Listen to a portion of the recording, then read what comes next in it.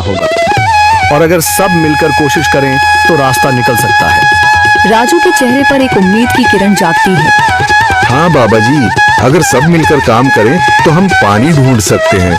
हमने पहले कभी यह कोशिश ही नहीं की। लेकिन इतनी कठिन जमीन में नया कुआं खोदना आसान नहीं। मुश्किल जरूर है, नामुमकिन नहीं। अगर हम मिलकर काम करें तो ये हो सकता है। राजू खड़ा हो जाता है, उसकी आंखों में एक नई रोशनी है। तो फिर हम कल से काम शुरू करेंगे। मैं गांव के सभी युवाओं को इकट्ठा करूंगा, हम मिलकर नया कुआं खोदेंगे। यह कहते हुए वह शामू के साथ गांव के दूसरे युवाओं को बुलाने के लिए निकल पड़ता है। कहीं दूर से गरज की हल्की सी आवाज आती है, जैसे आकाश ने उनकी उम्मीदों की गवाही दे दी हो।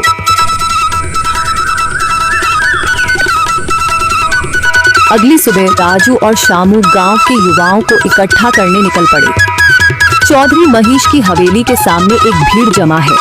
बाबा जी, संदरी, गांव के कुछ बुजुर्ग और किसान सभी मौजूद हैं।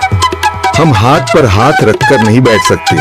अगर अल्लाह ने हमें हिम्मत दी है तो हमें खुद पानी के लिए मेहनत करनी होगी। हम एक नया कुआं खोदेंगे। लेकिन राजू, क्या हमें यकीन है कि वहाँ पानी मिलेगा? बेटा, पानी जमीन के अंदर होता है, बस सही जगह खोदने की जरूरत है। हमने अपने बुजुर्गों से सुना था कि पुरानी नहर के पास जमीन नरम थी, शायद वहीं पानी हो। बाबा जी सही कह रहे हैं। अगर तुम सब यह काम करने के लिए तैयार हो तो मैं अपने कुछ मजदूर भेज सकता हूँ। धन्यवाद चौधरी जी, लेकिन हम सब खुद भी मेहनत करेंगे। यह हमारे गांव के अस्तित्व की लड़ाई है। संदरी, जो अब तक चुप थी, आगे बढ़ती है। हम औरतें भी पीछे नहीं रहेंगी। हम पानी लाने की व्यवस्था करेंगी, खाना बनाएंगी, ताकि तुम सब आराम से काम कर सको। यही हिम्मत चाहिए थी संदर। पूरा गांव एक नई उम्मीद के साथ कुआं खोदने की तैयारी में जुट जाता है। दूसरी ओर कुआं खोदने का काम शुरू हो चुका है। राजू, शामू और दूसरे युवा बेलचे चलाने लगते हैं। मिट्टी बाहर निकाली जाने लगती है।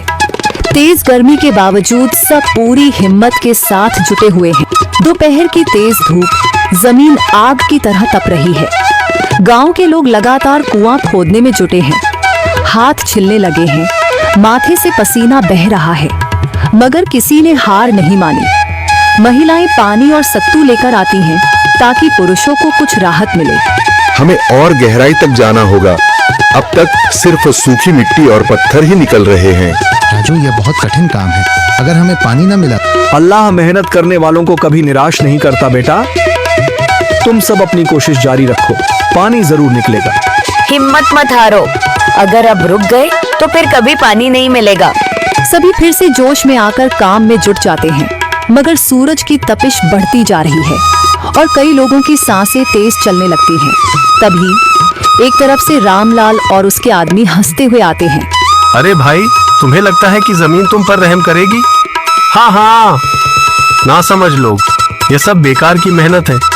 रामलाल, हमारा हौसला मत तोड़ो। अगर तुम मदद नहीं कर सकते तो कम से कम मजाक भी मत उड़ाओ। मदद? हाँ, मैं अपने कुएं का पानी बेच सकता हूँ, मगर मुफ्त में नहीं दूंगा। राजू सब अनसुना कर फिर काम में लग जाता है। शाम होने लगती है, लेकिन अभी तक पानी का नामो निशान नहीं। कुछ लोग मायूस होकर पीछे हटने लगते हैं। राजू, शायद रामलाल सही कह रहा है, यह सब बेकार है। नहीं शामू, हमें हार नहीं माननी। अगर आज हार गए तो फिर कभी हिम्मत नहीं कर पाएंगे। तभी अचानक फावड़ा किसी कठोर चीज से टकराता है। एक अजीब सी आवाज आती है। राजू चौंक कर देखता है और जल्दी जल्दी मिट्टी हटाने लगता है। अचानक एक ठंडी लहर महसूस होती है। सभी लोग दौड़ कर आते हैं। जैसे जैसे मिट्टी हटती है, नीचे से गीली जमीन नजर आने लगती है। सब हैरान रह जाते हैं। सुभान अल्लाह, मैंने कहा था ना, अल्लाह हमारी मेहनत को जाया नहीं करेगा।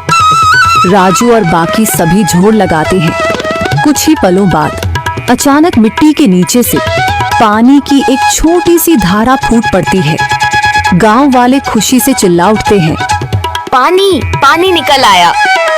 यह अल्लाह की कुदरत है रामलाल, जिस पर तुम्हें यकीन नहीं था। पूरा गांव आनंद से झूम उठता है। लोग एक दूसरे को बधाइयां देते हैं।